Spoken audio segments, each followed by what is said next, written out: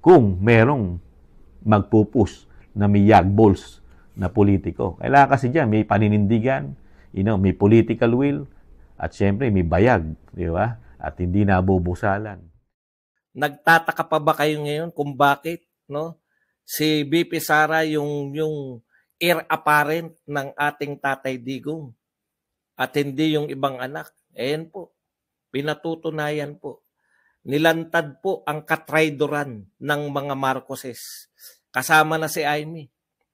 Magkaibigan tayo pero ang punto ni BP Sara, hindi nyo na, wala na, tapos na yung panggagamit ninyo. Nilantad po ang katraidoran at panggagamit ni Kapit ko. Noriel Candido, thank you very much sa 125. Padoble agad si Amit. Putya, antindi. Magsimula na po tayo. Tsaka na po batian. Mamaya na lang po. Magandang araw sa atin lahat, mga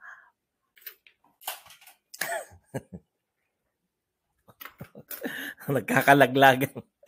Magandang araw sa atin lahat, mga kababayan. Dito na naman tayo sa another episode ng ating vlogs. Badong Aratelis po. Pag-uusapan natin ngayon, ito po, no, BP Sara, nilantad na po ang katraidoran ng mga Marcoses. Wala po